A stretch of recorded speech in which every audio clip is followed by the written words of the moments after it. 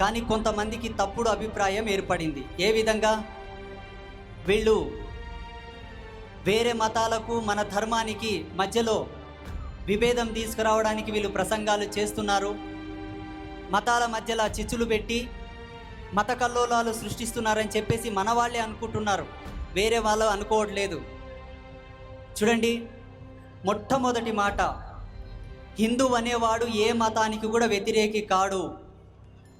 హిందూ అనేవాడు ఏ మతం జోలికి పోడు. వేరే మతాల గురించి మాట్లాడవలసిన అవసరం కూడా మనకు లేదు. ఇది అందరూ గుర్తుపెట్టుకోవాల్సినటువంటి ముఖ్య గమనిక. ఎందుకోసం అంటే సర్వమానవాళి సౌభ్రాతృత్వాన్ని కోరేవాడే సనాతనుడు హిందువు ఈ ప్రపంచంలో, వేరెవరు లేరు. మన దేశంలో విభిన్నమైనటువంటి సంస్కృతులు, విభిన్నమైనటువంటి భాషలు, విభిన్నమైనటువంటి వేషధారణలు,